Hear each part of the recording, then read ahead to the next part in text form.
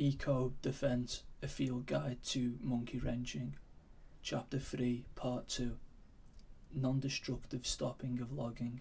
Some monkey wrenchers have tried saving trees from being cut by marking them with paint as leave trees. This is accomplished by making a tree with Forest Service orange at 4.5 feet and at ground level on two sides. There are now traceable isotopes added to FS leaf tree paint, so look-alike orange paint may not be as effective as it once was.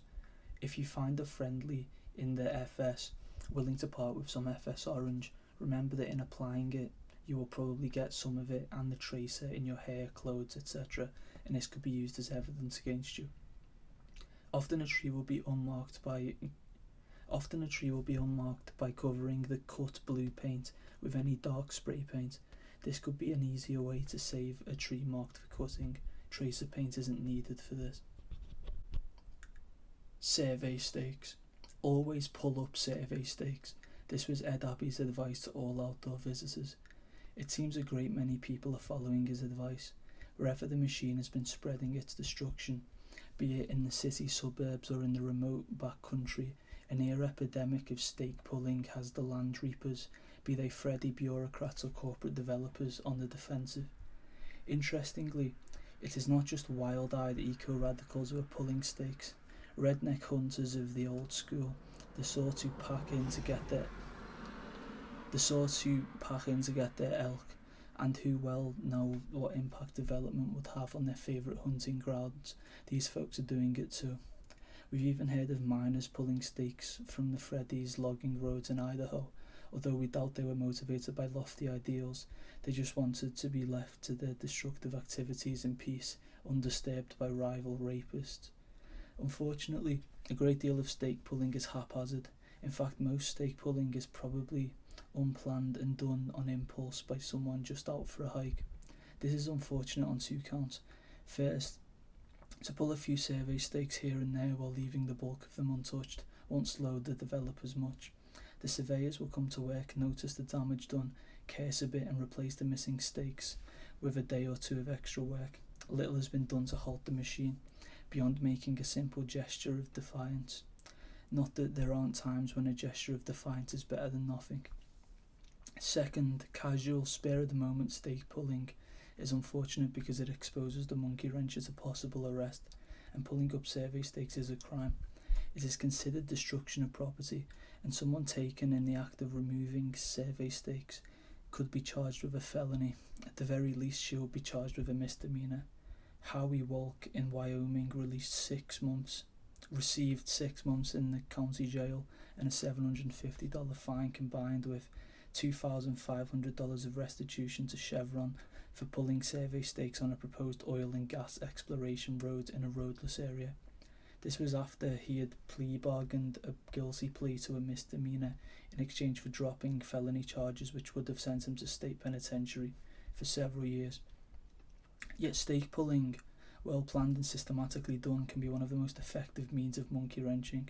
It requires no esoteric technical know-how and no specialised tools. It can be done with one monkey wrencher and one alert lookout. Moreover, the stake puller need not carry the onus that the tree and the road spiker or bulldozer burner carries, and stake pulling can be effective, very effective.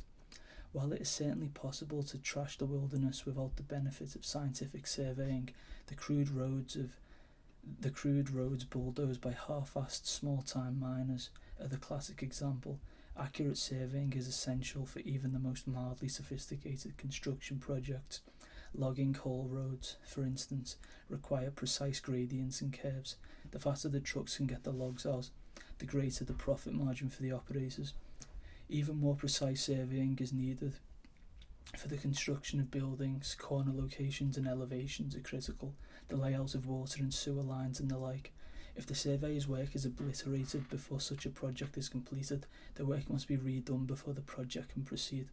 A day of systematic monkey wrenching can result, and in numerous cases has resulted, in many weeks extra work for the survey crews.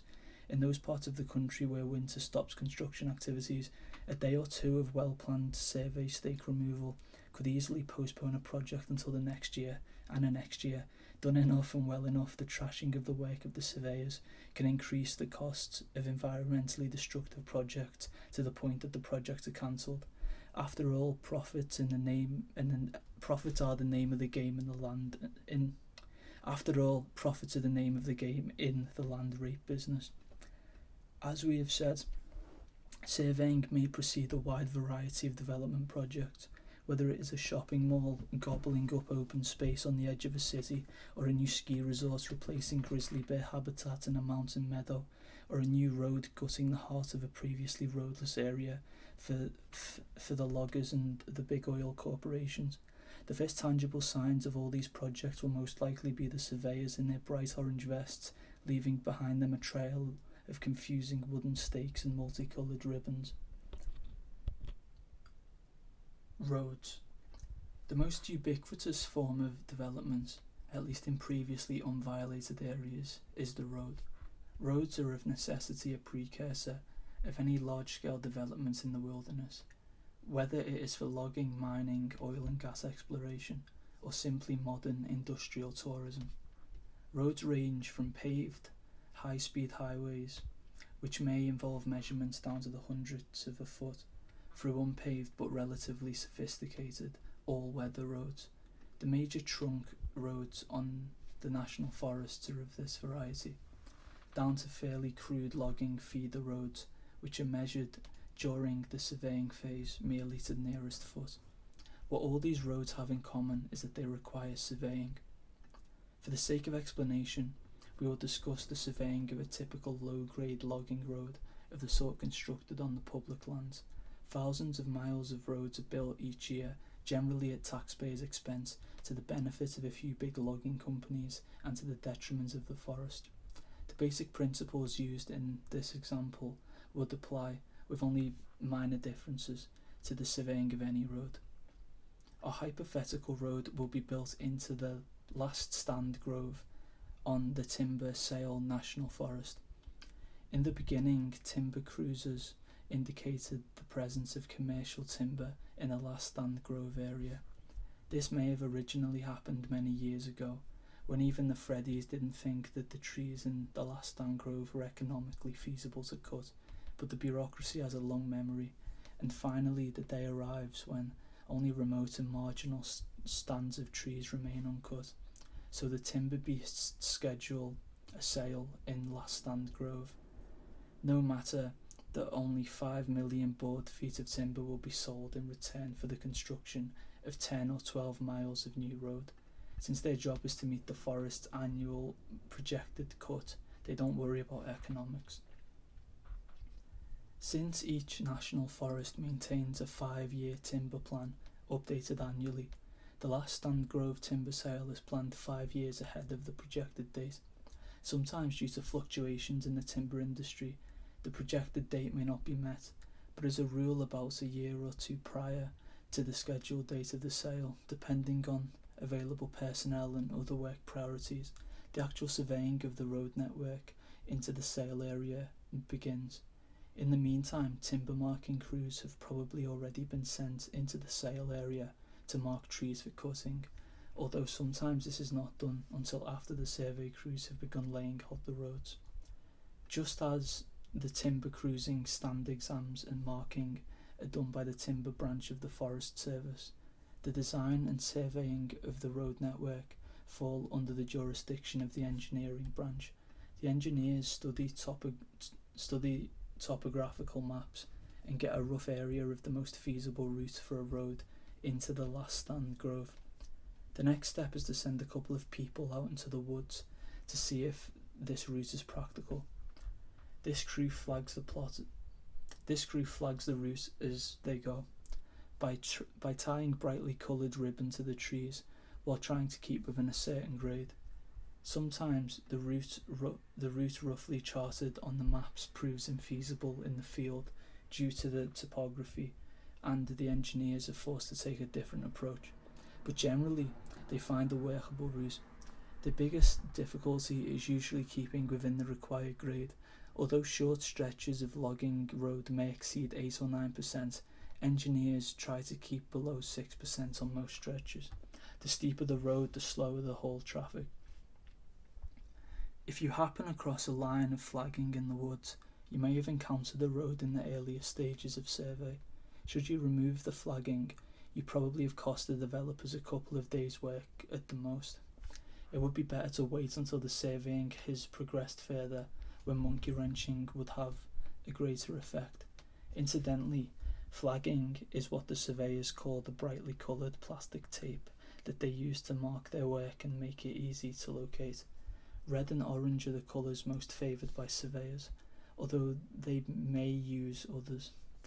Exploiters besides surveyors may use flagging. Timber crews frequently use it to mark sale boundaries, although they usually favour the blue, yellow or striped flagging.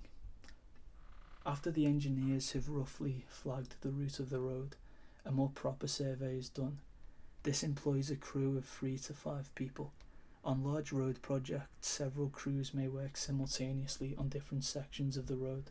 Sometimes the crews live in temporary housing, usually trailers, rarely tent camps, near the work area, but not usually.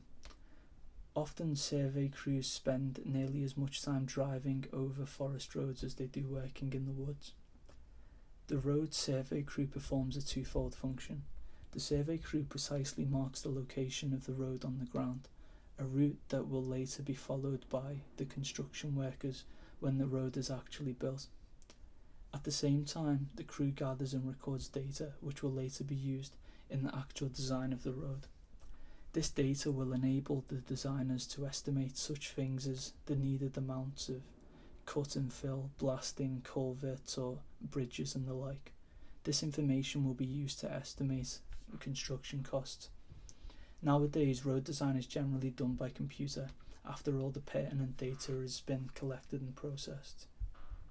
The survey crew follows the line of preliminary flagging, laying out the route. Distances are measured from the beginning of the road and are measured from point to point along the centre line of the route. Each point on the centre line, called a station, is numbered.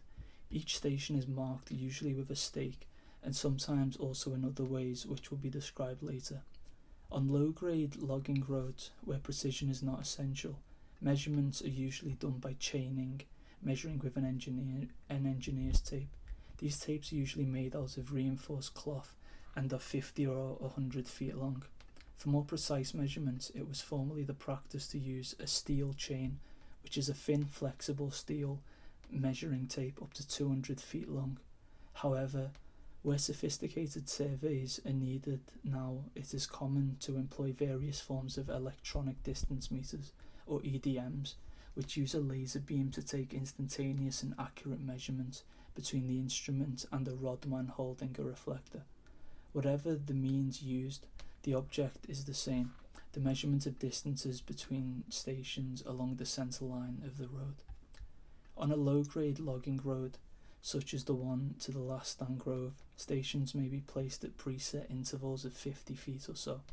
Stations are also placed wherever there is a break in the terrain. A break is a significant change in terrain. It might be a slight hollow or a major rock outcrop. In complex terrain, stations are more closely spaced. Where the routes cross a stream, for instance, stations might be placed at the top of the banks, at the actual edge of the stream, and in the centre of the stream. Stations are also placed at any point where the centre line of the road changes direction. The survey crew makes a note of anything of significance in the terrain at each station, and also generally runs a cross-section. In a cross-section, an imaginary line is plotted at right angles to the centre line of the road. The crew takes a chain out 50 or 100 feet above or below the centre line and records the differences in elevation at various distances from the centre line. For low-grade roads, this is done by simply recording the angles from the centre line with a clinometer or hand level. In more sophisticated surveys, a tripod-mounted level is set up over the centre line station to record exact elevation differences along the cross-section. Occasionally, stakes are placed above and below the centre line along the line of each cross-section stakes. When the crew puts in a station, They place a stake with the numerical designation of that station on the ground. On a low-grade road, the survey stake itself is the only indicator of the station.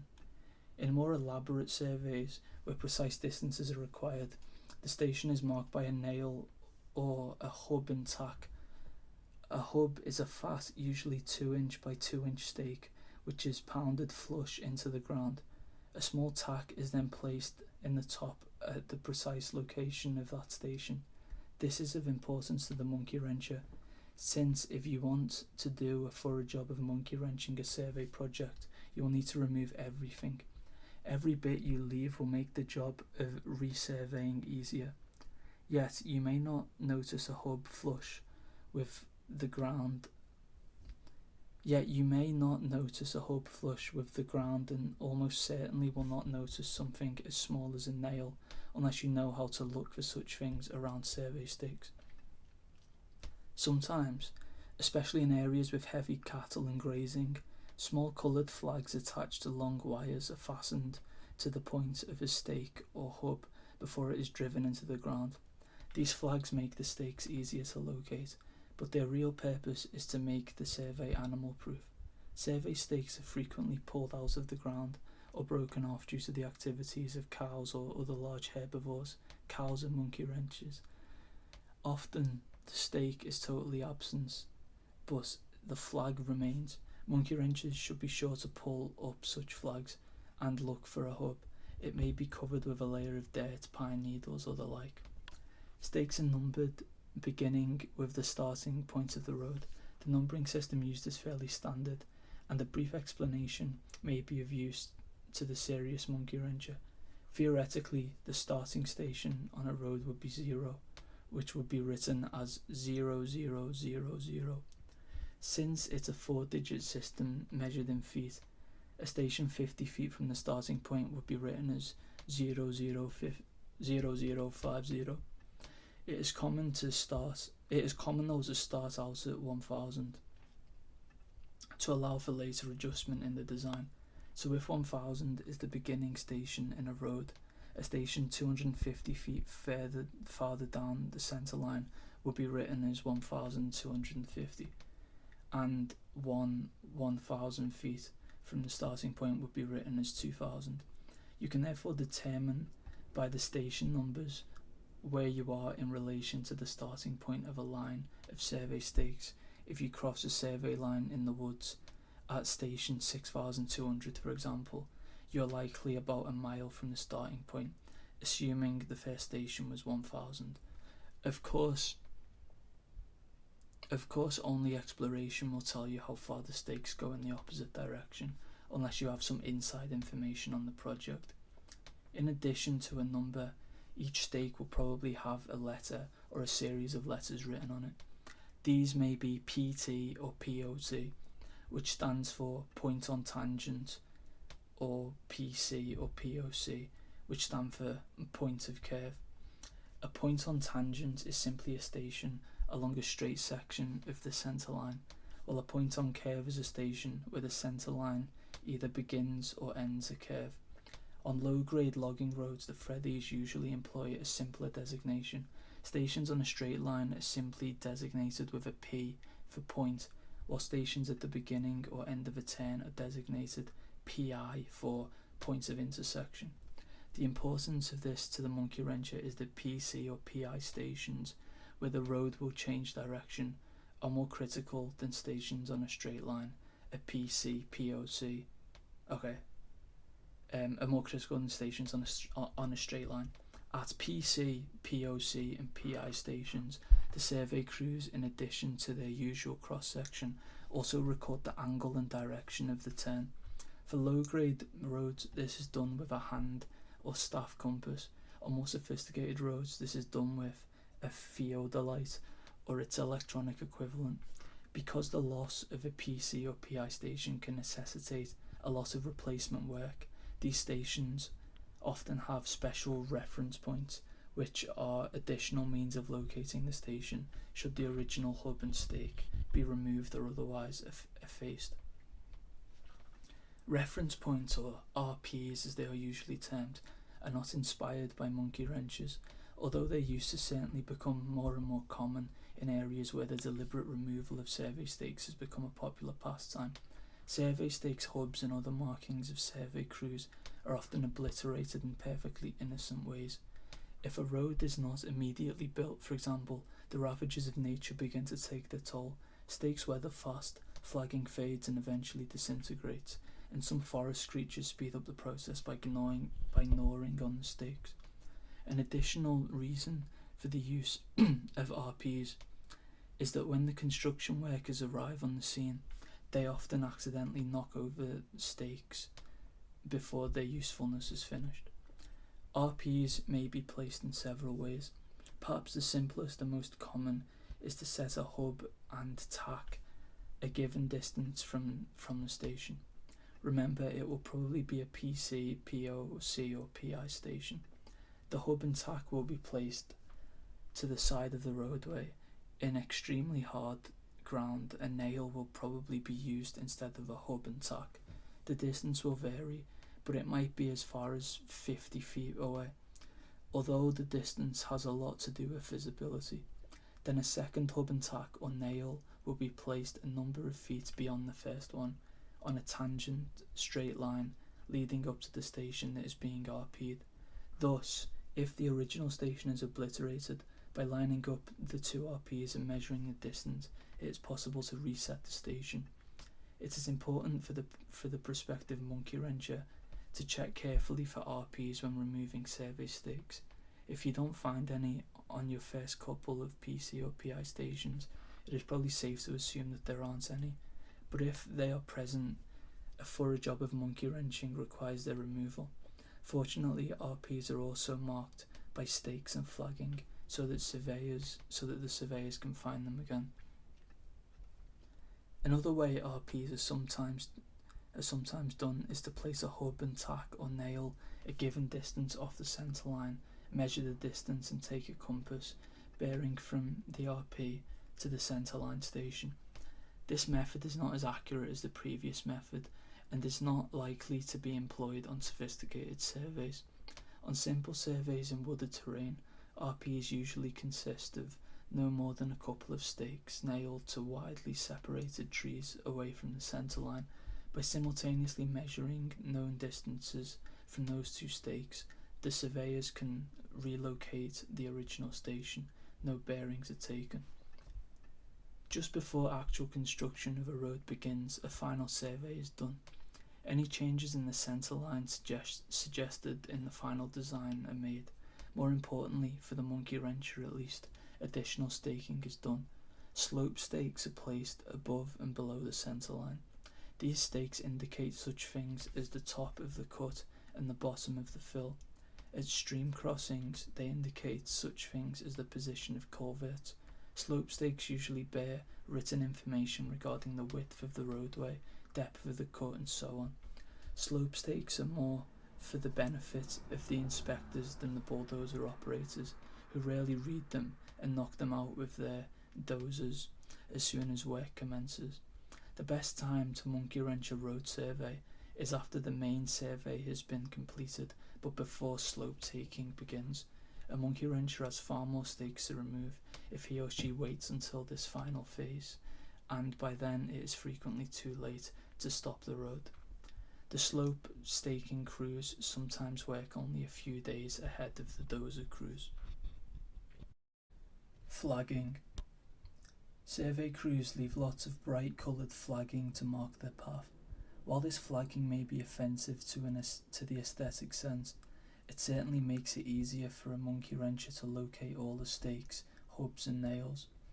Usually flagging is placed on the stakes themselves, although there is a trend to use pre-painted stakes instead. Red or orange are the most common colours. Hubs are not flagged, since they are generally pounded flush into the ground, but nails have a strip of flagging tied around the head before they are driven into the ground. In addition, flagging is usually hung on a branch above the stake in wooded country. Thus the centre line of the road is usually well marked with flagging.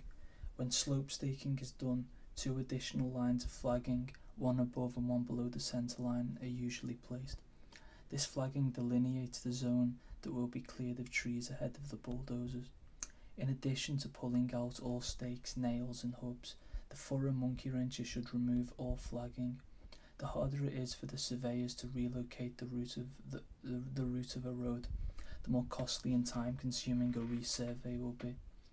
A monkey wrencher removing stakes and flagging from a road project will quickly accumulate more stakes and flagging than can be conveniently carried. A good idea is to carry a pack in which to place stakes and flagging. Periodically, the monkey wrencher should detour some distance away from the route of the road and dispose this material in such a way that it is not likely to be easily seen. Burning has been suggested, but this is time consuming and might jeopardise security, and in any event it is not recommended for flagging which is plastic. A better method is to bury the material. At the very least, stakes should be broken and all stakes and flagging hidden under logs or rocks. Resist the temptation to carry any of the material out with you once you've finished monkey wrenching a project. Stakes and flagging will constitute incriminating evidence should you be stopped and searched. See field notes for additional and important security considerations. Construction sites. Any development involving structures is extensively surveyed prior to construction. Not only are the locations of corners, water and sewer lines and such important, but it is necessary to have precise elevations for foundations and to provide proper drainage for sewer lines. For these reasons, the surveying done on construction sites is more precise than those done for most roads. Monkey wrenching can seriously retard major construction projects. The basic principles of surveying are the same as for roads, and you will find a profusion of hubs and tacks, nails and stakes around any major construction site. The main thing to keep in mind around the construction site is that the reference points, or RPs, are almost certainly used for all major points of significance. This is because as soon as an actual construction starts, all of the hubs, nails and the like marking important locations get ripped out during excavation for the buildings, even though it is absolutely necessary to relocate all these points. Therefore, well away from the building site, you will find numerous RPs. A proper job of monkey wrenching will require the removal of all of these, in addition to the hubs, stakes and such on the actual building site. On a construction site, the stakes will often carry a description of what they represent, as waterline, corner of building, edge of sidewalk and such. Frequently longer than usual stakes are employed. These are called lavs and may be 2 feet or 3 feet long. Lavs are also frequently used in the slope staking of roads. Miscellaneous. Offset stakes. Survey stakes may be offset from the actual location of the station. This may be for several reasons. If the station falls on a rock where a stake cannot be driven, a masonry nail may be driven into the rock to mark the station, and the stake offset several feet. Sometimes the ground is simply too hard to admit a stake, but usually not a nail. On road reconstruction projects, where stations may fall in an existing roadway, stakes or laves are offset to the side of the road. You've probably seen these while driving down a highway about to be improved. If the existing road is unpaved, nails with flagging or shiners on them. A shiner is a small bright metal disc through which a nail is driven into the actual station, while the stake bearing the station number is offset to the side of the road. If the existing road is paved, a masonry nail is driven into the pavement at the station, and the station number is spray painted on the surface of the pavement. When a stake is offset, the distance of the offset is written at the top of the stake, enclosed in a circle or oval. The writing on the stake faces the direction of the station. If you find such a stake, you can usually find the actual station by roughly measuring the distance written on the stake and searching for a nail. Sometimes a stake may be offset several feet from a hub, particularly in hard ground. A hub can sometimes be successfully driven into ground hard enough to shatter the thinner identifying stakes. Benchmarks. A benchmark is a point of known elevation. The classic example is the USGS markers, usually a brass cap, which one finds frequently on mountain tops or other prominent locations. In many survey projects, including some road projects, it is necessary to know exact elevations. Working from a permanent benchmark like a USGS benchmark, the surveyors establish the elevation of a number of temporary benchmarks, TBMs, in the project area. Large, stable rocks with small protuberances are a favourite subject for temporary benchmarks. The rock will frequently be spray painted at the elevation of the protuberance written on the rock. Another oft-used method is to drive a large nail most of the way into the tree. The head of the nail is the TBM, and its elevation is usually written on a stake nailed to the tree. The tree will also probably be prominently flagged or spray painted. While TBMs painted on rocks would be difficult to efface, nails in trees can be either driven all the way in and disguised or removed with a claw hammer. Sometimes, for major construction projects, survey crews establish permanent benchmarks at the construction site. These usually consist of small copper caps or larger 4 to 5 inch diameter aluminium ones set in concrete. The cap is attached to a metal rod, sometimes up to 2 feet long, which is driven to within a few inches of the ground surface, after which a few inches of concrete are poured around the metal cap. These are called monuments. Removing one would probably require a shovel and or a pry bar. Needless to say, removal of a monument is illegal. In fact, it usually says so right on the metal cap. Photo panels. You've probably seen these in the woods. They consist of sheets of plastic, a foot or 2 wide and 10 or more feet long, usually arranged in a cross or X. The plastic is usually white, although black plastic is sometimes used on a light coloured surface. The purpose of these is to aid in mapping by aerial photography. If you look at the centre of the X, you will find a hub, nail or piece of rebar. This marks a point with known coordinates, i.e. it has been set after the surveyors have run a traverse out to it. Several of these panels will be laid out in advance of a photo session. They may sound innocent, but such mapping is frequently done in connection with major construction projects. Unfortunately, photo panels are frequently left to rot in the woods after the job is done. Effective monkey wrenching would have to be done during the short interval between the time that they are laid out and the photos are taken. This is sometimes a matter of days, though it may be several weeks. Leather stocking. Field notes. Tools. While little specialised equipment is necessary for the saboteur of survey stakes, a few items are helpful. As mentioned earlier, a pack to carry stakes, flagging and other trash one might pick up is helpful. Don't carry out anything that might be incriminating. Bury or otherwise conceal it away from the road or construction site. A claw hammer is useful for pulling nails out of trees or pavement, and even makes it simpler to remove nails from soft ground. It also can prove useful in removing hubs from hard ground. Give the head of the hub a few good whacks to one side or another. That will probably loosen the hub enough so that it can be pulled out by hand. Security.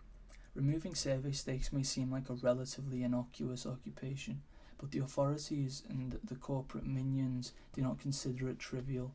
Always use a lookout. If you see anyone else in the vicinity, stop, get rid of anything incriminating and get out of the area.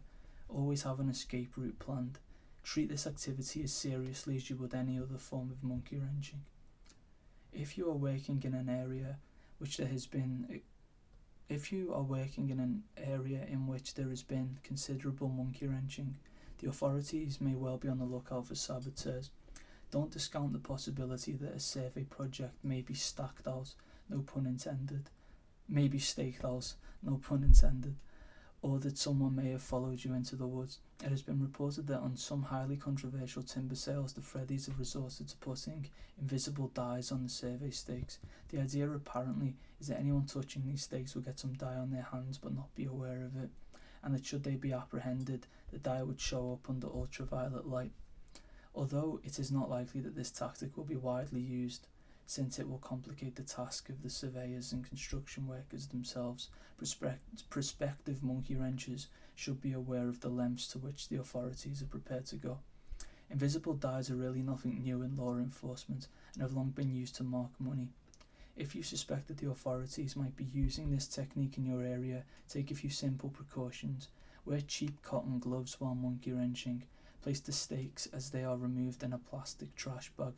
Avoid touching clothes with either gloves or stakes. Before leaving the area, dispose of gloves, stakes and trash bags, preferably where they will never be found. Be sure that you have left no fingerprint on anything. Be especially careful with the trash bags. At the earliest opportunity, wash the clothes you are wearing on your mission. Do not neglect other tactics discussed in this book, road spiking, sand in the oil, etc., to harass surveyors. Mining. We have received comments from knowledgeable individuals that the mining section in the second edition of Ecodefense contained inaccurate information. In addition to decrying the misleading information about mining claims and staking, critics argued that destroyed mine claim posts accomplished very little at considerable risk. As one experienced monkey wrencher wrote, if you remove the posts at an early stage, all you would do is warn the claim holder of potential future problems.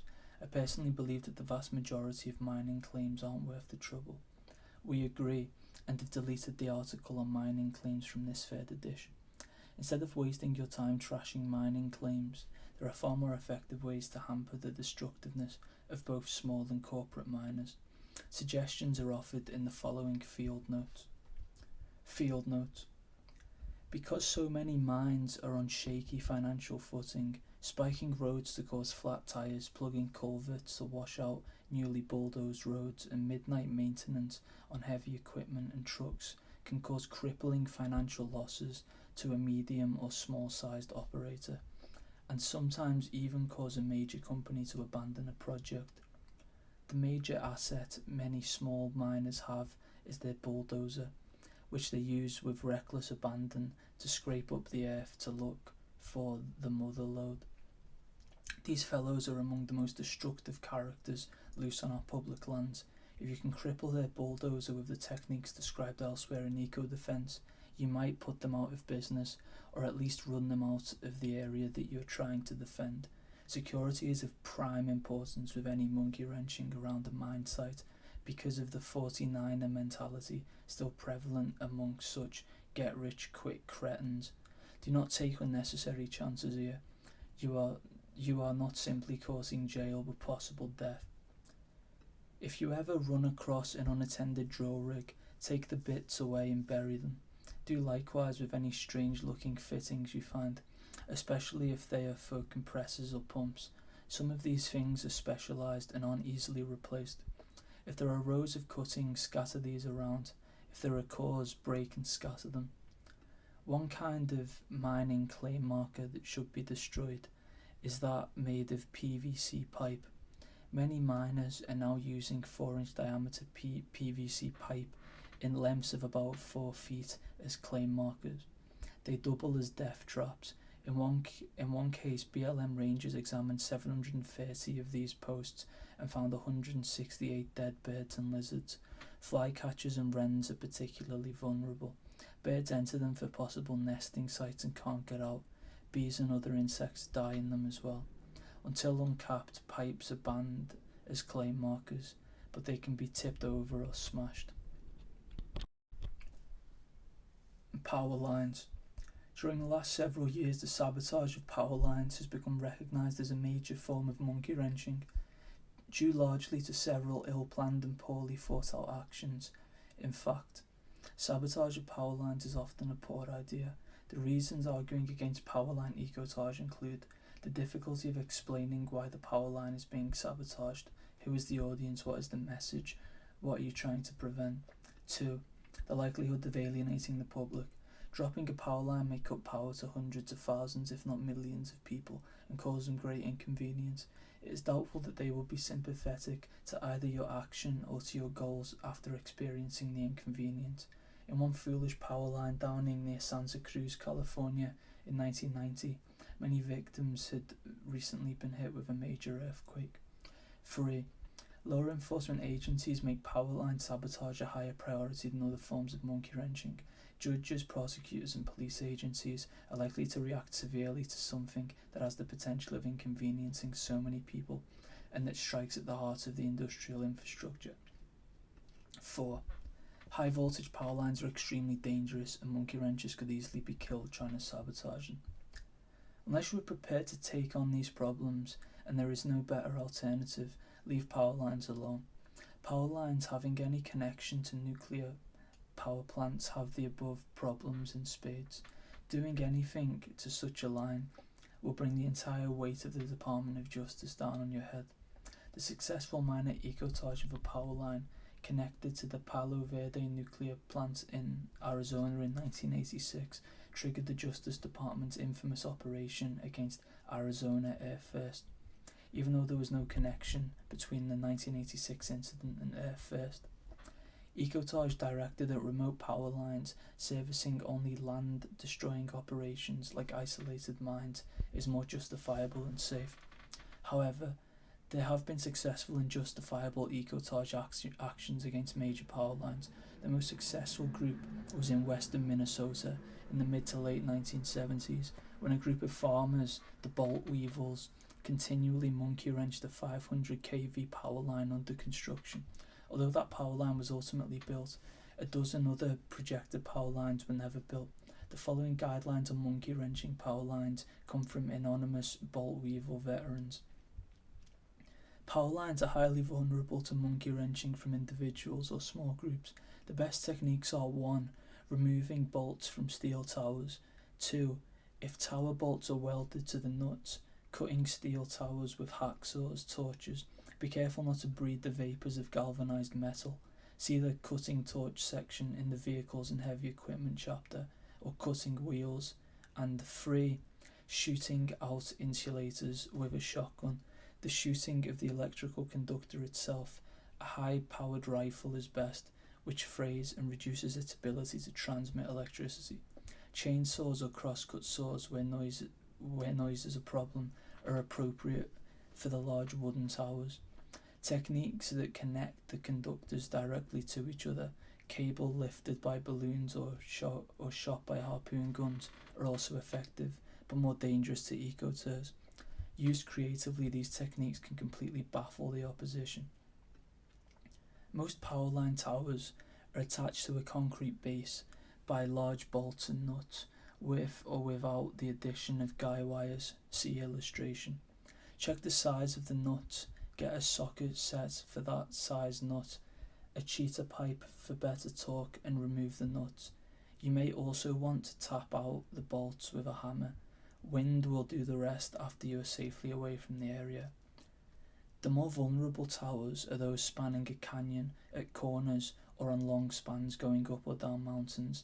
Anywhere where there is added stress or powerful wind, the domino effect can be achieved by monkey wrenching a series of towers leading up to a corner or an otherwise stressed tower, and then monkey wrenching the stressed tower.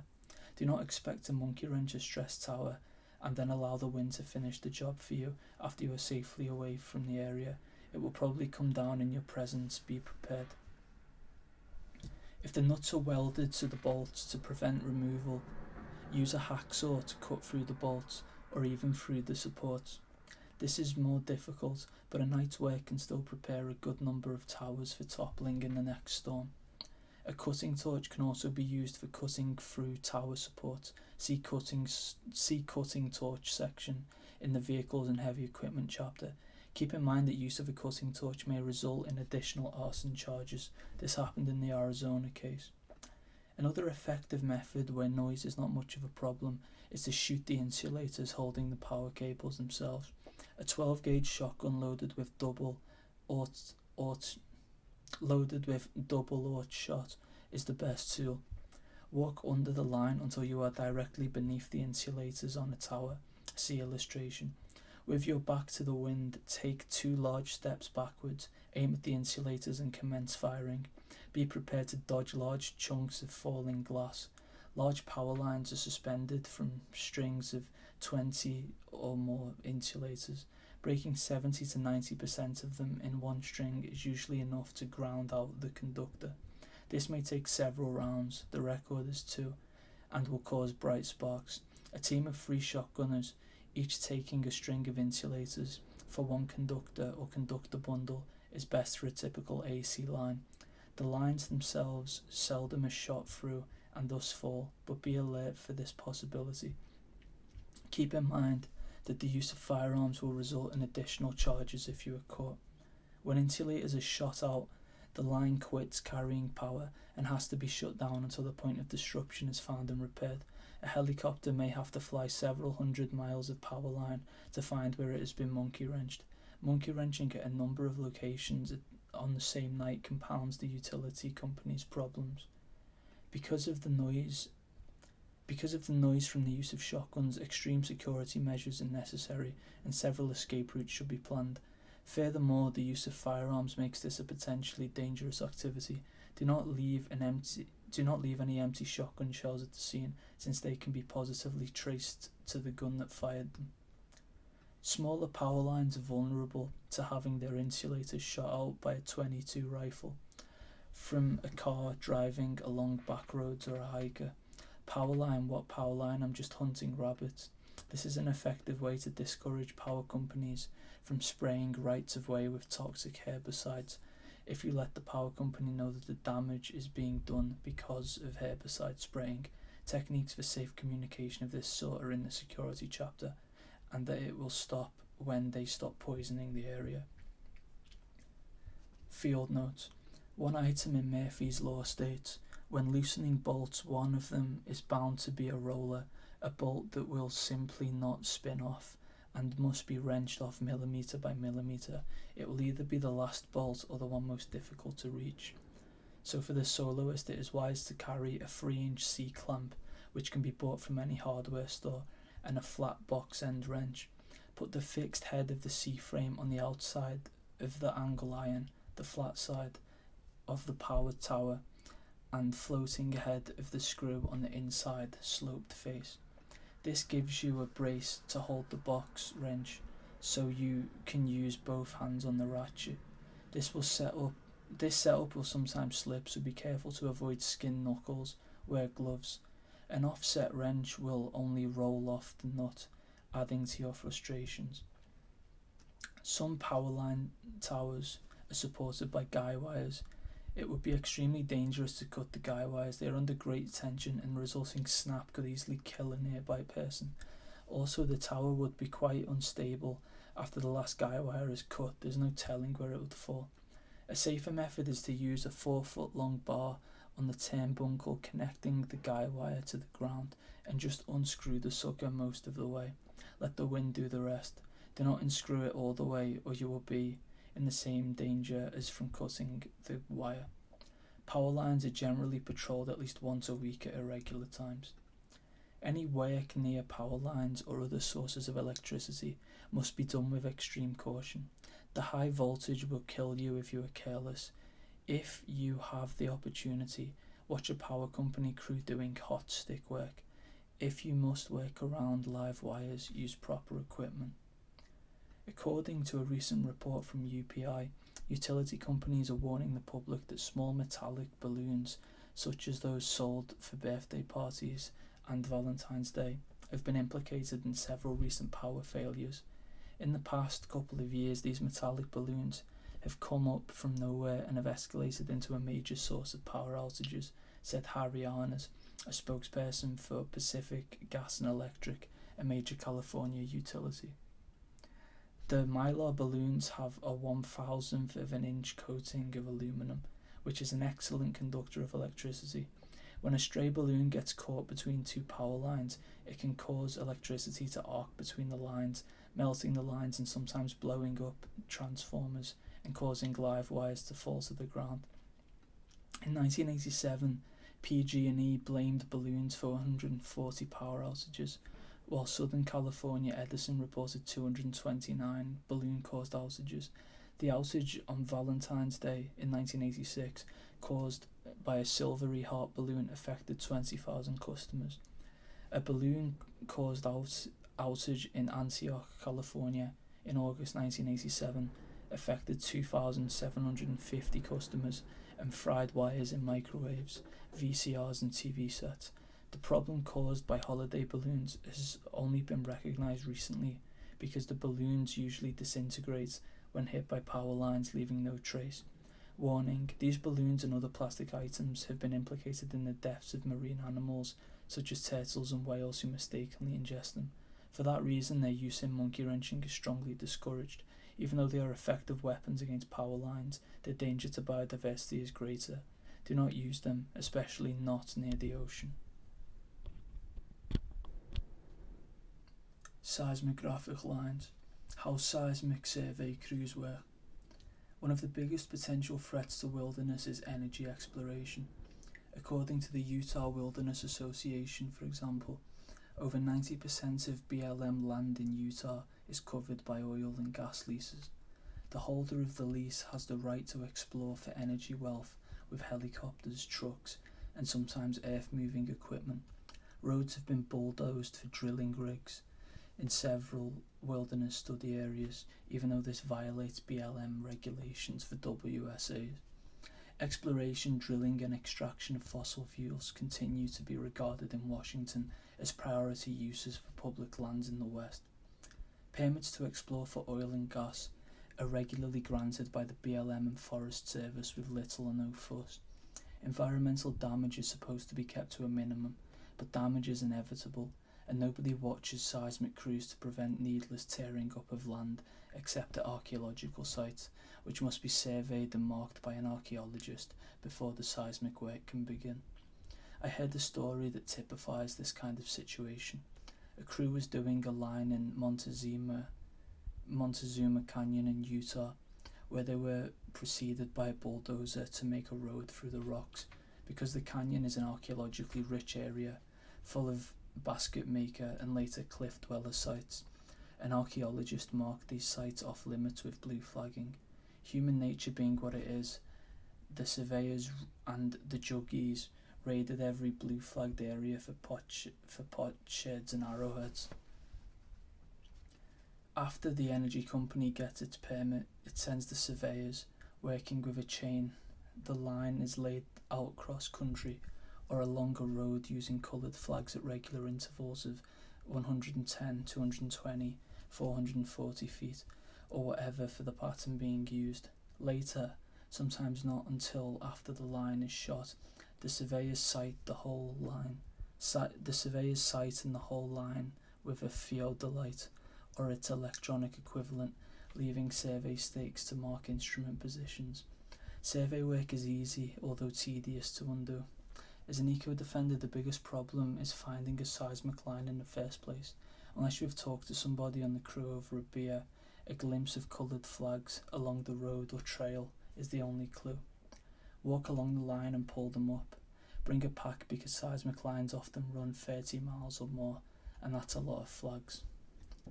Wild areas commonly have rugged terrain, else they would have been explored and drilled years ago. The advent of portable crews has overcome terrain problems for oil companies, however, and created problems for wilderness defenders instead. Portable crews arrive by helicopter and use lightweight cable and geophones and a portable seismograph or recorder unit, which puts the data on magnetic tape. To create echoes for geophones to pick up, dynamite charges are set off in drilled holes or on the surface. These explosive charges do little damage to the landscape, but they play hob with any wild animals that may live in the area. In some areas repeatedly explored, oil companies don't share information with one another, so redundant work is commissioned. Bighorn sheep and other animals have moved away. Shot hole operations use a truck-mounted drilling rig and leave a lot more physical evidence than a portable crew. There are restrictions on the use of this kind of equipment near human habitations naturally, but most oil and gas exploration is on backcountry roads and trails. The major threat to the wilderness here is roads. Needing a road on which to work, a seismic crew will get a bulldozer and make one.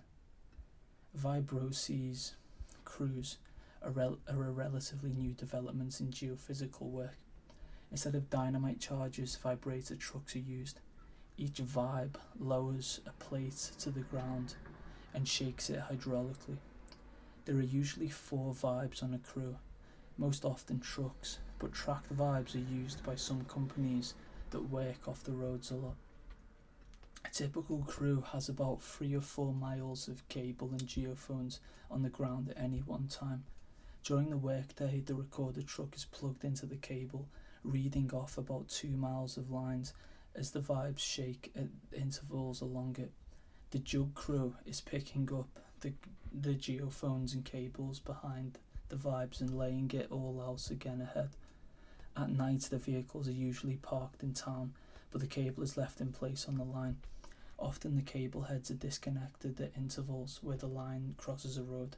Since people have been known to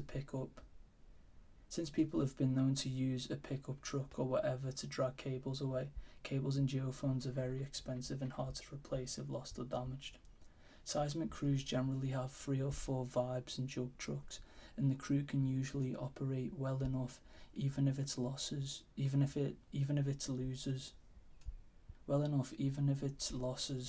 loses one of these vehicles. However, each crew possesses only one recorder. If it goes down, no work can be done until it's fixed. A recorder is expensive, complex electronic equipment and too costly to replace with a spare. If the recorder is down, the crew has to shut down. Juggy law tells of the time one crew was tired of working 7 days a week, 12 hours a day, and so created a vacation by putting a ping pong ball in the diesel fuel of the recorder truck. Monkey-wrenching seismic operations. If you come across seismic equipment in the mountains or desert, there are a couple of cheap, easy ways to cause energy companies untold grief and expense. Concentrate on the thick cables paralleling the strings of geophones. Only 2 cheap, easily obtained items are necessary: a box of straight pins and a few tubes of superglue. Push 2 or 3 straight pins completely into as many cables as you have time for, then bend the pins until their heads break off so they can't be seen or easily removed. This will short out all wiring in the cable, rendering it useless. Next, find the cable heads where the cable hooks to the next one, 100 to 300 feet apart. Open the heads by unscrewing or opening the latches. Depending on the type of cable inside, you will see male and female plugs, 2 each containing 48 or 96 pins. Cover these with superglue, as well as the joining edges of the cable heads, and put them back together. Most crews only have a few replacement cables, so if you can fix 10 to 20 heads, you will shut them down. If you come across the doghouse computer center of the crew, you probably won't be able to get inside to do any real damage unless you're carrying bolt cutters or a hacksaw. These things run off generators sitting right next to them though, and the usual monkey wrench tricks will work there. In themselves, seismic survey crews do less damage to the land than strip mines, power plants and dams. However, our remaining de facto wilderness areas, which are not protected by legislation, lie open to road making for seismic operations, and when the results from such a survey are positive, we get drilling rigs. This type of work should be restricted to land already dominated by the works of civilization. In wildland, seismic crews are the vanguard of the rape, ruin and run boys and should be stopped. Everett Roos. Field notes. Updates. Most seismic crews now record many more signals than before and use telemetry systems. They reportedly no longer use cables that plug into one another, which could be glued together by monkey wrenches as in the past. In the new systems, you will find boxes about 8 inches high plugged into the cable at intervals that could be anything from 100 to 1000 feet. The most common brand names are Geosource, GUS input output or SERCEL. These boxes are worth about $3,000 to $8,000 a piece, depending on the model. If about 1/3 of the boxes were dragged off by goddamn wolves or bison and hidden in bushes or holes, this would stop the crew, unless they carry a lot more spares than usual. The cables themselves are not worth so much, except one telemetry system uses fibre optic cables, which are hard to repair if chewed by feral donkeys or giant rats. It is common today to record several parallels at once, so if you stumble across one recording line, more may be nearby. Each line cable might lead into the recording truck, which often removed from the site at night. If you encounter a cable running transversely to the recording cable, this might lead to other lines. Where the transverse cable meets the recording line, the boxes may look different than the others. These are special boxes, few in number, and a meteorite strike on these would really hold up the crew. A seismic crew working in mountainous terrain will probably use a radio repeater. Scanning the peaks with binoculars, you might find an antenna. If you like climbing, an expedition might reveal whether this antenna could be improved by an FBI agent provocateur with a gas torch or big rock. A trade journal called World Geophysical News gives approximate locations of working crews.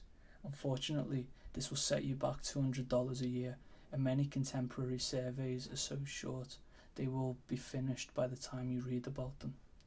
If you arrived on the grid of a freshly completed survey, about all you could do is rip out permanent markers or swap numbers of them, or perhaps you could look for evidence of damage that breaches the environmental regulations the crew was supposed to observe. Finally, be careful. Many crews employ a warm body to watch the recording cables at night. When working near any human settlement, also take note that Greenpeace is being sued for stopping a seismography boat off the coast of Australia. Robert Leroy Parker. Plugging waste to discharge pipes. Despite the general focus of this book on wilderness defence and the general public perception that monkey wrenching is restricted to wildlands in the West, Ecodefense has a long and honourable tradition fighting polluting industries as well. One of the most evolved forms of monkey wrenching is plugging polluters' discharge pipes. The following is from an expert in such matters.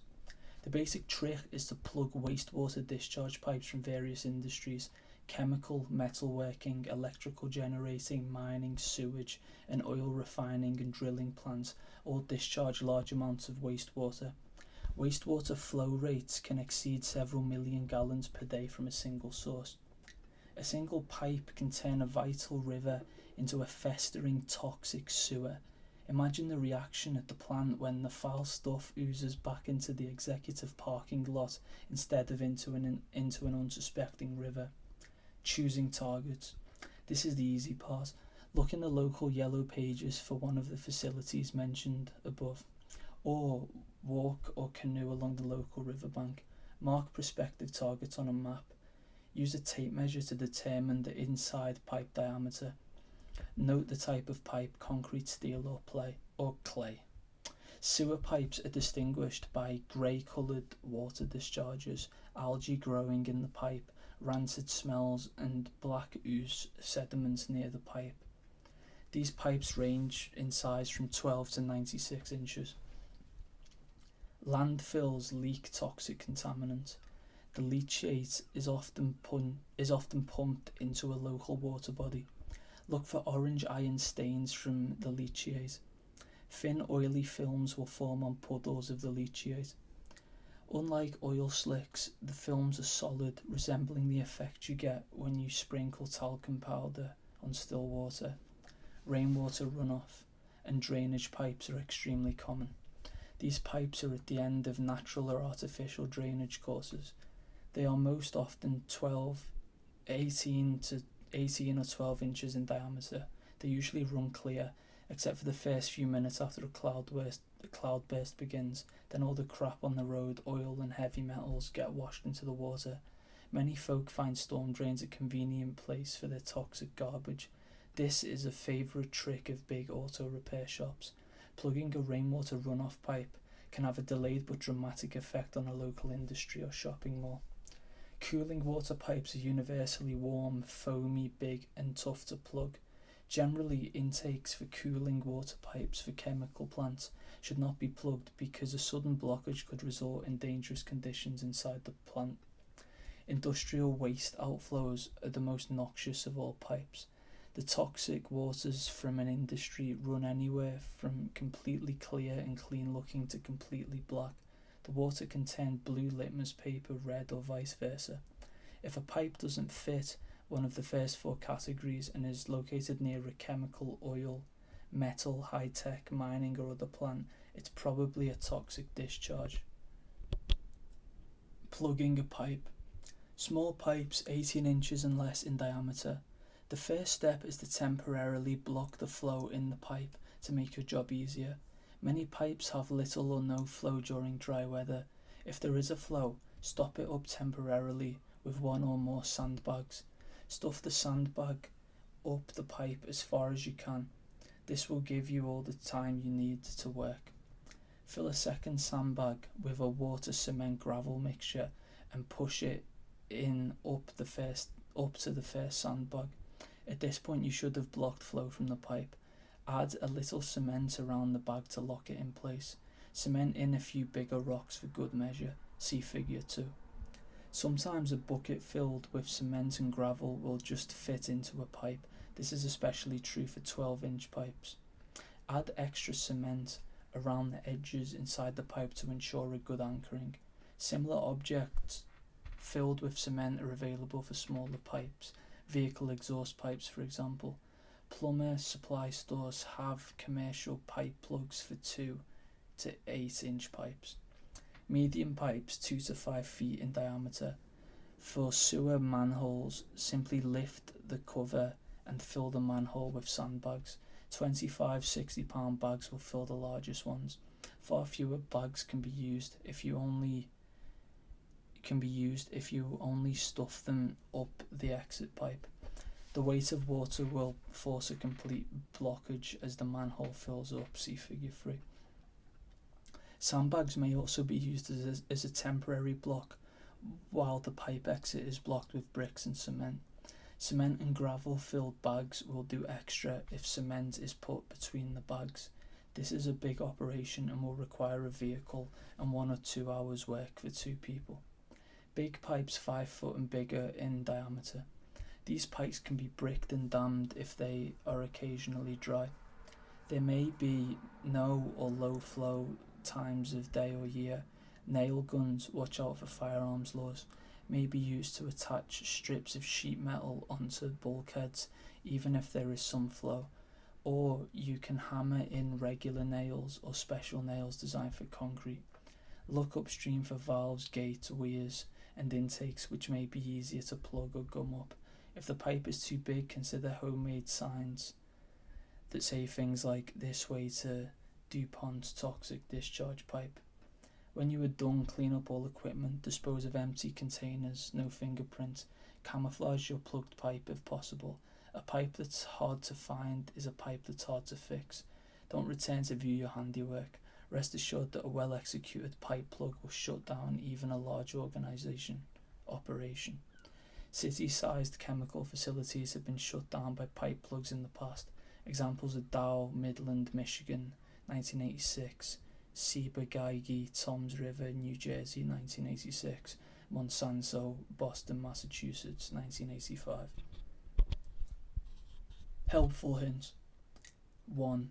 Large utility company cooling water outfalls may discharge 500 million gallons per day, but these megaplants also have much smaller yet equally vital wastewater flows, typically 1 to 10 mgd flows. An Ecodefender can easily stop these flows. Valves and floodgates may also be vulnerable. 2. Start small. What you learn on small pipes will help you with the big ones. 3. Good quality, waterproof, quick drying cement is worth its weight in gold. Anchoring cement has all these properties and it expands as it sets too. Marine patching cement is even better, but you'll need practice to use it well. 4. When using cement, mix it with lots of gravel and stones. They provide cheap bulk and make the plug much tougher. If you want to ruin a company's day for sure, add some rebar and chicken wire to your cement plugs. 5. Plugging an intake or bulkhead at the point where a channel flow goes underground is very effective. The flowing water will help push your plug deeper into the pipe, see figure 1. 6. These techniques are equally effective in urban, rural and wild places. Safety. 1. Remember that if the company wants to get rid of that crap, it must be dangerous to your health. Always use waterproof gloves and eye protection. Wear old rain gear that you can affordably discard after each job. The following parts of your body should be protected on a job. Eyes, wear goggles. Skin, wear gloves and maybe a rain jacket. Lungs, gas masks are usually unnecessary, but it is prudent to work quickly in order to reduce your risk. Feet, wear rubber boots. Mouth, wear a bandana over your mouth to prevent liquid droplets from splashing into your mouth, especially when working around sewage. 2. Be careful dealing with sewage discharges. They may contain harmful to people bacteria. 3. Sudden blockages of chemical plant cooling water intakes may result in dangerous conditions inside the plant. Block outfalls, not cooling water intakes. 4. Your plug may be stronger than some older concrete pipes. Plugging may cause bulkheads to collapse. Don't stick around. 5. Anchor cement is caustic and may burn your cuticles and sting in cuts. Always wash after using it. Security. Watch out for video cameras. Parallel chain link fences spaced 5 feet or less apart may indicate that motion detectors are in use. Small microwave antennas may be motion detectors. Discharge pipes are so common and lowly, they are ignored by most security personnel. Unless guards are tipped off beforehand, pipes are often sitting ducks for the eco-defender. Beware of leaving footprints in mud, which is common around pipes. For a fictional treatment of this kind of monkey wrenching, see Zodiac, the eco-thriller by Neal Stephenson. Atlantic Monthly Press Books, 1988. Arm and Hammer. Field notes. Flush a mixture of dry plaster and sawdust in a nylon stocking down the toilet in order to block the sewer systems of objectionable developments in wild areas such as ski resorts and national park hotels. Ocean front sewer pipes often have metal tide gate flaps to prevent seawater from flooding the pipe during high tide. Lock it shut. Some tide gates already have wing nut locking mechanisms. Use them.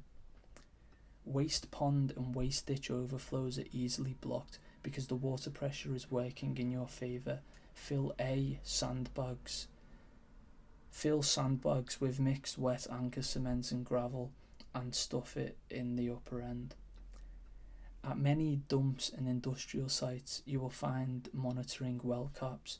They are used to detect pollution underground. Do not touch them or you may endanger a site cleanup. Hydro plant floodgates.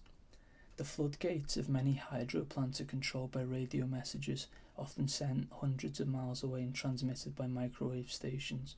When opened, the river level below can rise 10 feet or more in a minute or two, and of course the river keeps rising so long as the gates are open or until the source of water is exhausted. The source generally contains thousands of acre feet of water, sometimes enough to overflow or wash out a dam downstream. Modern technology generally renders the need for humans at the plant obsolete. Consequently, if one of the transmitters were destroyed, it seems logical to assume that a considerable amount of impounded water would be liberated before remedial action can be taken. The transmitters are generally unguarded and amount to nothing much more than a large billboard. The type Doc Sarvis was well acquainted with. Splashing Leos, Floyd Flood. Grazing. The livestock industry has probably done more basic ecological damage to the western United States than has any other single agent. The grey wolf and grizzly bear have been exterminated throughout most of the West for stockmen, and grizzlies are still being killed around Yellowstone National Park and the Rocky Mountain front for sheep ranches. Ranches are the main threat to grey wolves naturally repopulating the northern Rockies from Canada, and the principal opposition to their reintroduction elsewhere in the West. The mountain lion, bobcat, black bear and coyote have been relentlessly shot, trapped and poisoned for and by ranchers, such that lion and bobcat populations are shadows of their former numbers. Elk, bighorn and pronghorn and bison have had their numbers tragically reduced through the impacts of livestock grazing. Streams and riparian vegetation have been degraded almost to the point of no return throughout much of the West. The grazing of cattle and sheep has drastically altered natural vegetative communities and has led to the introduction of non-native grasses palatable only to domestic livestock. Sheet and gully erosion from livestock grazing have swept away most of the topsoil in the West. In the non-timbered areas, most developments on public lands, roads, fences, juniper chainings, windmills, pipelines, stock tanks and the like, are for the benefit of only a few welfare ranchers. Vast areas of the Great Basin in southwest could be designated as wilderness were it not for the livestock industry, and throughout the West, public lands ranchers are the most vocal and militant lobby against environmental protection and wilderness designation. Nonetheless, conservationists have been slow to face the challenge from the livestock industry. So afraid have we been of their loud talk and pointy-toed boots that environmental groups have acquiesced in allowing ranchers motorised access in wilderness areas to manage their cows and sheep. Monkey wrenchers and others have shied away from fighting the ranchers because of the Marlboro Man mystique. Great care must be taken in selecting targets for Ecodefense against livestock grazing. Despite the negative aspects of the livestock industry, many ranchers are decent folk. They are trapped in a hopeless situation and are trying to do the best they can. In Montana and Wyoming particularly, there are ranchers who support wilderness, fight timber sales, oppose predator control, and have a deep and abiding respect for the land. Some of the best conservationists in the Northern Rockies are ranchers. Unfortunately, they are the exception, but the monkey wrencher must make absolutely certain that the intended target of grazing ecotage fully deserves it. Thoughtful ecotage strategists argue that suitable targets may include 1. Vocal leaders of the phony wild use movement and other anti-public land schemes. 2. Vocal opponents of wilderness designation and other environmental protection measures. 3. Notorious killers of grizzlies, grey wolves, mountain lions, bobcats, coyotes, prairie dogs, eagles and other varmints. 4. Poor land managers and egregious overgrazers. 5. Overgrazers who operate in particularly sensitive areas, wilderness areas, national parks and monuments, national wildlife refuges, etc. Selective monkey wrenching against the worst ranchers will not only help eliminate the negative impact of grazing from sensitive areas, but will encourage all ranchers to do a better job. Security must be highly stressed for any anti-grazing activity. Although the actual number of welfare ranchers in the West is small, they generally control the politics of rural areas, most counties and many states. Legal penalties are severe and date from the old days of the cattle, sheep wars and widespread rustling. A monkey wrencher caught in the act by stockmen may well wish he or she had never been born. Be careful, damn careful. Overgrazing is vulnerable to monkey wrenching for 2 reasons. 1. Much of the worst overgrazing occurs in places remote, rugged and seldom visited. And 2. Some of the most damaging livestock operations are on a precarious financial basis, where enough losses from ecotage can eliminate the grazing problem. Operations by monkey wrenchers against overgrazing include the following: 1. Moving salt blocks. 2. Damaging water development. 3. Cutting fences. 4. Spiking roads. 5. Destroying ranching equipment and machinery. Road spiking and other techniques discussed elsewhere in this book have applications against overgrazers. Today's welfare rancher is soft and prefers a pickup truck to a horse. Take away his wheels and you take away his access to the range. Be creative. Salt blocks. Salt blocks are used to disperse livestock grazing. In arid areas, salt blocks are supposed to be placed several miles away from riparian areas and water sources in order to prevent the livestock from congregating and doing excessive damage in watered areas. Often though, a hiker may discover salt blocks placed in canyon bottoms or near streams. Such placement of salt blocks leads to concentrated cattle use, which severely damages the stream banks, the vegetation and the aquatic ecosystem. After cattle have been fenced out of dry, barren, former streams in Nevada, the streams have begun to flow year-round again. Cottonwoods, willows and other vegetation have sprung up and fish have returned. In earlier editions of Ecodefense, it was suggested that the salt blocks in riparian areas be carried away and dropped miles from water.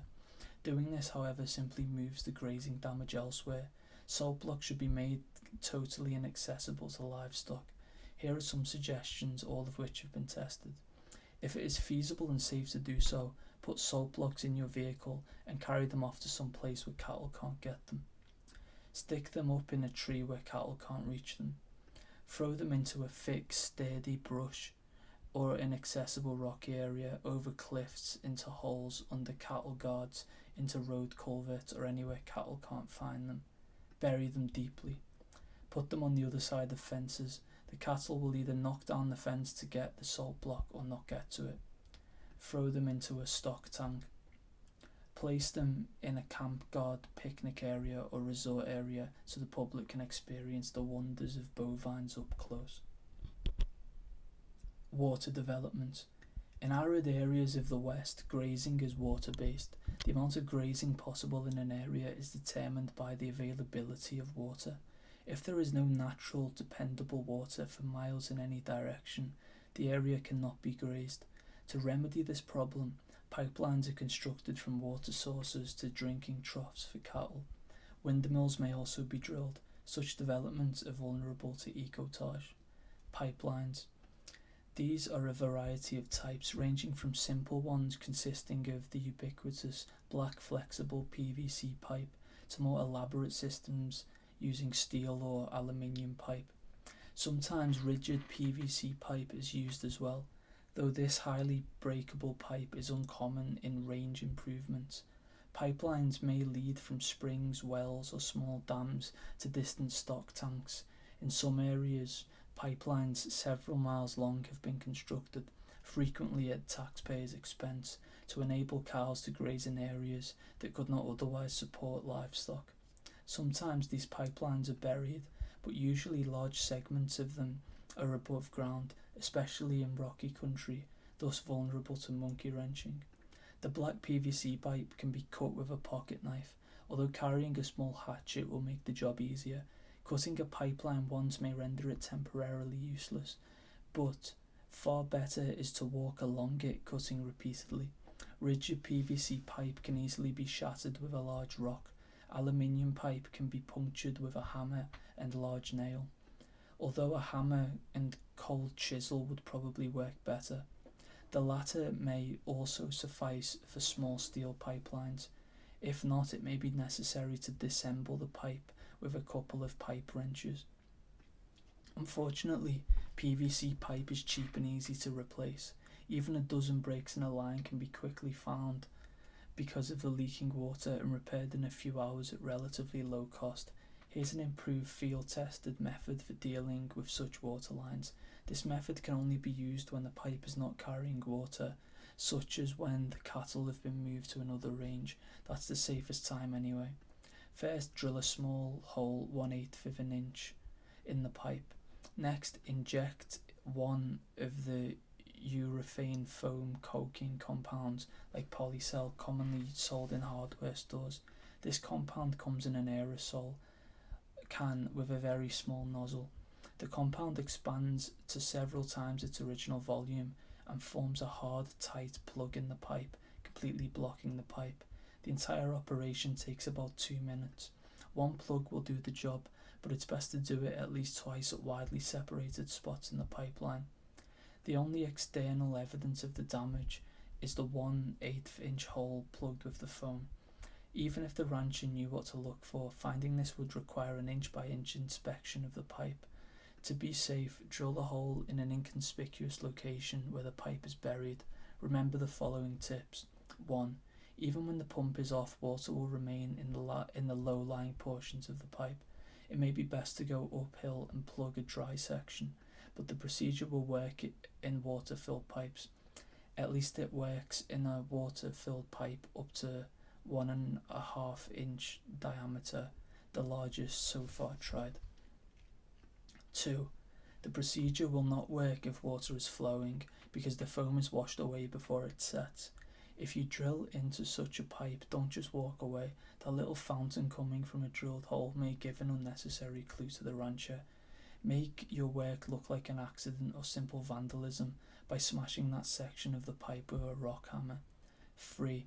Read the directions on the aerosol can. The can must be inverted to work. If it isn't, you'll just inject gas.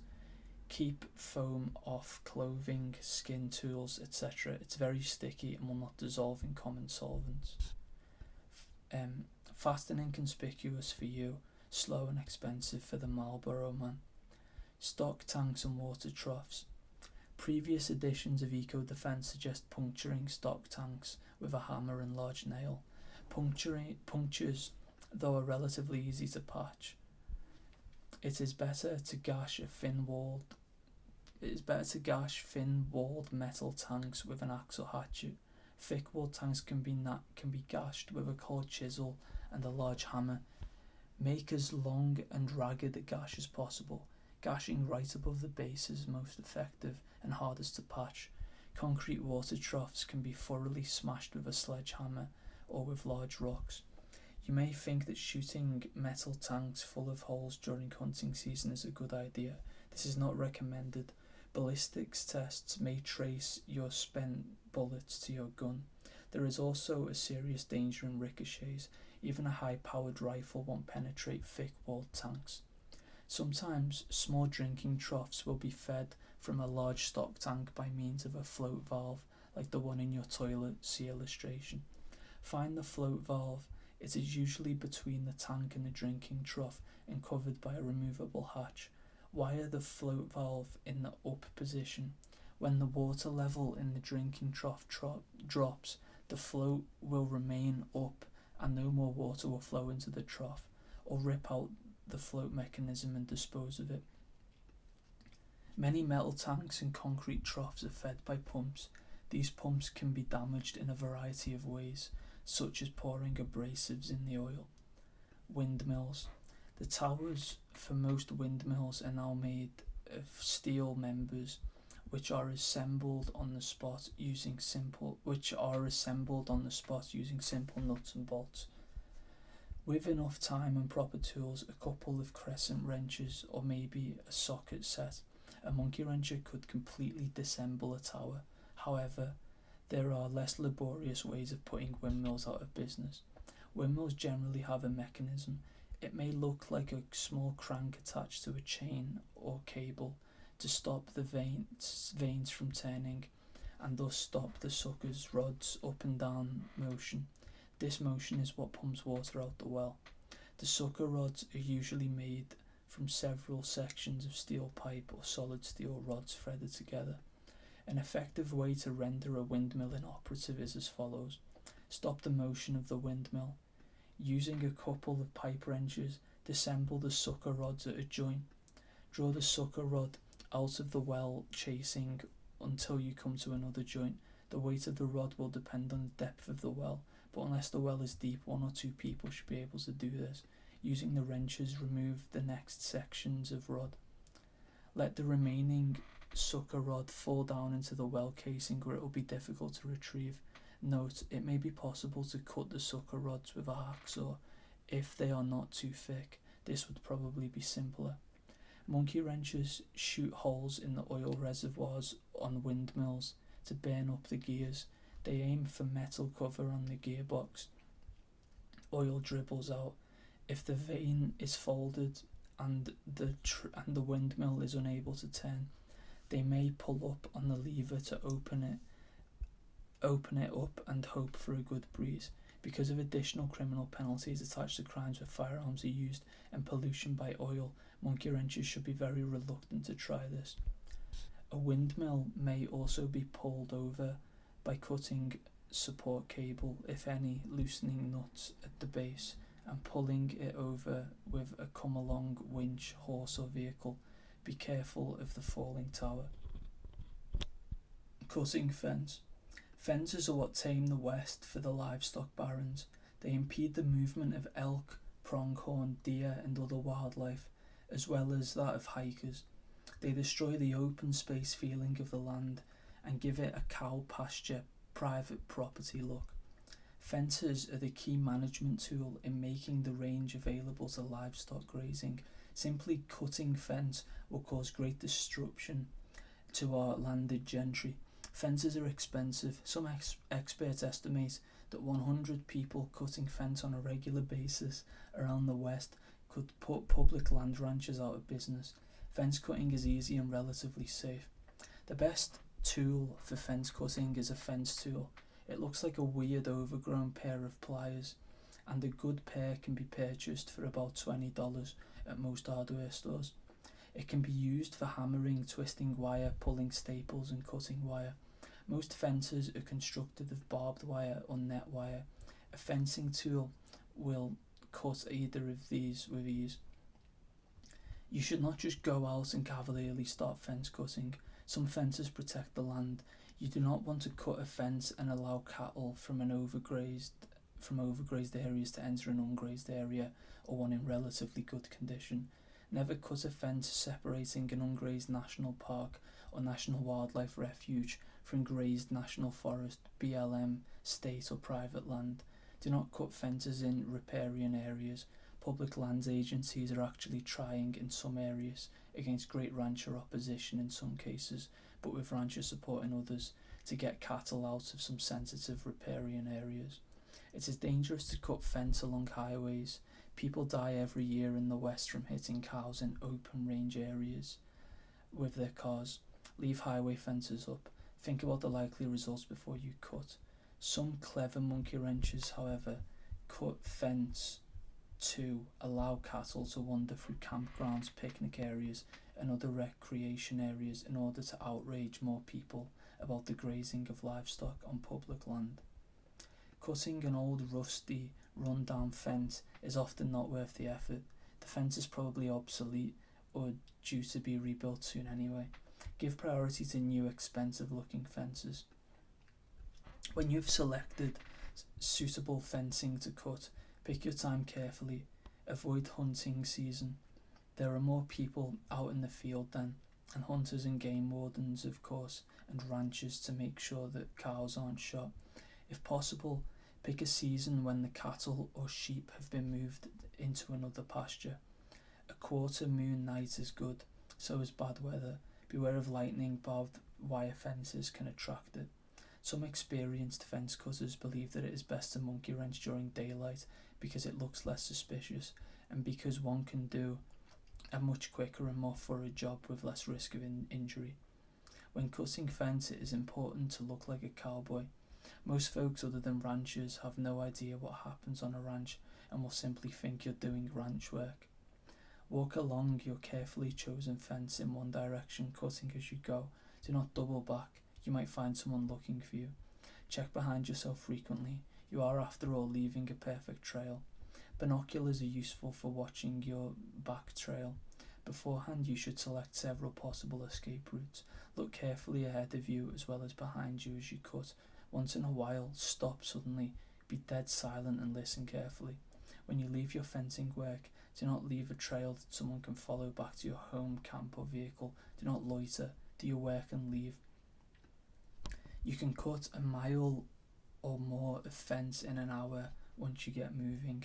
Snip each strand of wire between posts, but do not damage the posts. They will be needed for reconstruction of the fence later and will prevent other trees from being cut for fence posts.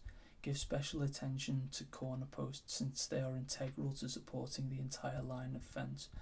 All wire should be cut on support and corner post, gates, and cattle guards and the like.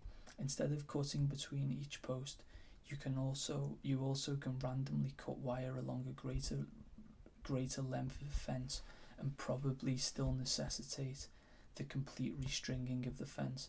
Some experienced fence cutters cut strands only between every second and third post, but also vary their pattern. They believe that this will cost more time and money in repair. Caution: barbed wire is usually strung under tension, so be careful when cutting it. When cutting, stand well to the side of the wire and cut strands next to the post. Do not hold on to the wire as previous editions of Ecodefense suggested. Fortunately, many public land ranches are too lazy to keep their fences in good repair, so the wire is apt to be loose. An experienced barbed wire fence repair person suggests that to do the most expensive damage to a fence, one should cut 1 foot sections between posts. Throw the cut section away from the fence where it can't easily be found. To repair this kind of cutting requires 3 people and many pieces of wire. If enough 1 foot sections are taken out, it will require a complete restringing of the fence. Replacing cut fence is costly to the rancher. 2-point barbed wire costs about $80 for a quarter-mile spool. Cutting a mile of 4-strand fence necessitates the replacement of $1,280 of wire. Of course, the fence must be so cut up that it is not feasible to repair it by splicing cut ends back together. Fence cutting is hard on your hands. Wear gloves to protect your hands and avoid leaving fingerprints. Ranching equipment and machinery. Most big ranches are heavily mechanized, with a variety of vehicles and equipment used in their daily operations. These include bulldozers, backhoes, tractors, heavy trucks, both for hauling equipment and cattle, and horse trailers.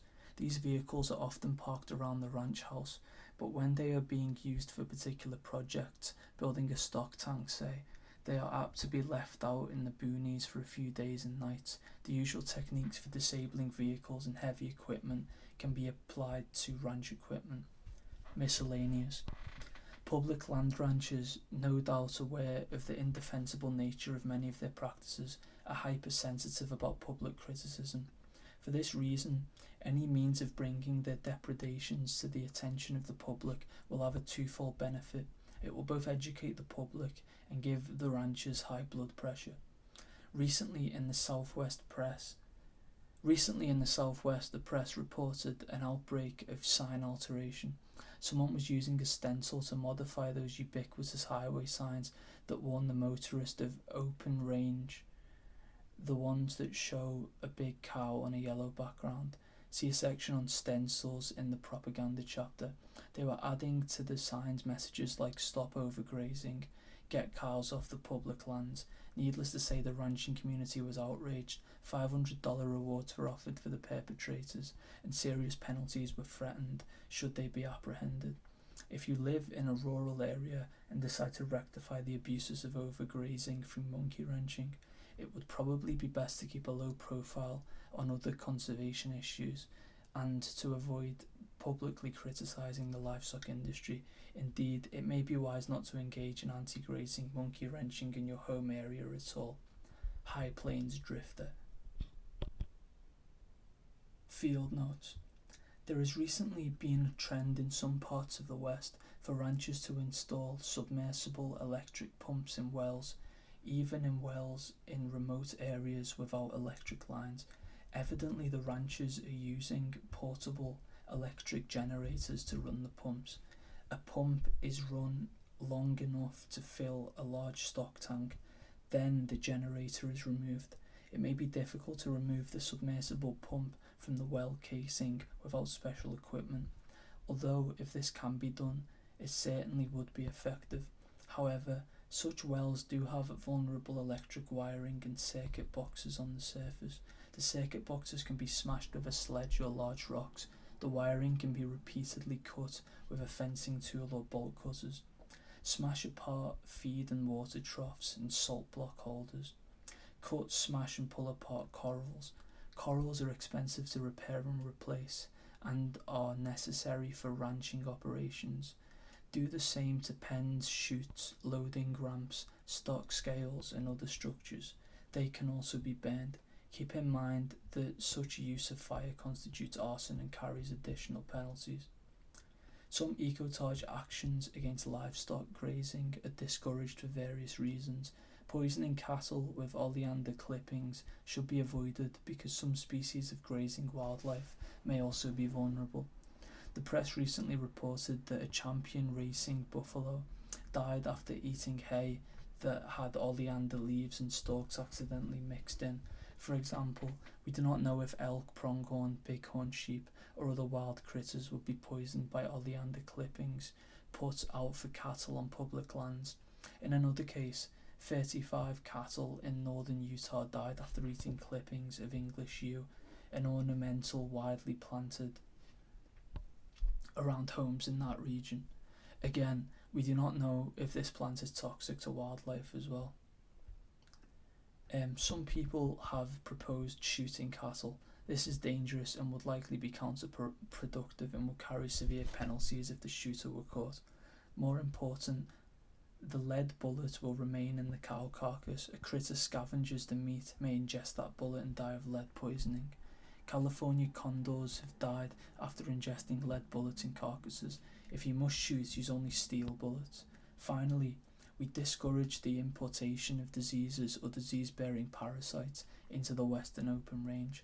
A recent newspaper article reported on the 60 cowboys employed by the Department of Agriculture to patrol the Rio Grande from its mouth to Amistad Dam to keep out Mexican cattle. The Mexican cows are infested with ticks that carry a disease organism, causing so-called Texas fever or cattle fever. The article reported that if the cattle fever tick became established in the United States, it could cause $5 billion worth of damages a year to the cattle industry. Besides the possible biological dangers, trying to smuggle these ticks across the border to the public lands grazing states would be personally dangerous and would be counterproductive. A few thoughts on the public lands grazing strategy. Every BLM grazing district has several large ranches on the edge of bankruptcy. Despite the recent high beef prices, these ranches can be determined by speaking discreetly with the BLM real estate agencies or by examining county tax delinquency records. These ranches almost certainly are destroying riparian areas, wildlife winter range, and or recreational resources. The public should be made aware of the destruction and the ranch should be mentioned by name and linked with the deteriorated condition. Try letters to the editor, TV reports or tours for newspaper reporters. The object is to make potential buyers aware of the actual value of the ranch. This will have the effect of lowering the land value of a ranch to reflect its real worth and should reduce inflated bank borrowing power. A few large ranches revalued to actual worth will have a chilling effect on the local market. Enough local market exposures will have an effect throughout the West. Cautionary notes about monkey-wrenching grazing. Random sabotage of range improvements may do more harm than good. Study the target area before taking action against it. Windmills and water tanks. These water developments concentrate cattle in their vicinity and may actually prevent livestock from abusing more remote areas. Severe overgrazing, bare dirt, and trampling usually indicate the presence of water facilities. Only the most remote water developments should even be considered as potential targets, and only if alternative water sources of natural water are available to wildlife. Fences. Casual fence cutting will make you a best friend of the trespass grazier, the worst abuser of public lands.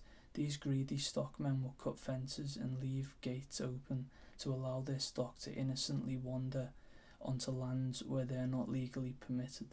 If you know a stretch of fence that routinely entangles and kills wildlife, observe the following procedures. To protect deer, Cut the second wire from the top. Deer are killed when their hind leg doesn't clear the top wire and becomes twisted between the two top strands. A 12 to 18 inch spacing between the top wires prevents this problem. If antelope are trapped, a winter problem. Cut the bottom wire to allow the animals to crawl under. 3. Overgrazing. There is plenty of worthwhile overgrazed land around, so limit your hits to these most abused areas. Educate yourself in the rudiments of range management so you can learn and recognise the symptoms. Know about the succession from grass to brush to trees. Learn to recognise snakeweed, greasewood, and other plants that are indicators of overgrazing. Train yourself to recognise the early signs of soil erosion, as well as the more severe arroyo cutting. Also, know which grasses and shrubs the livestock consume, so you can tell at a glance if they're gnawing them down to nothing. Because ranchers in some areas have become suspicious of animal rights saboteurs hitting their range improvements, make sure you're equipped with leather boots, canned meat. If you're a vegetarian, you can always give it to a panhandler later, and some outdoor life magazines in case some suspicious cowpokes insist on poking around your camp or car. T.O. Hollenbach. End of Chapter 3 of Ecodefense A Field Guide to Monkey Wrenching.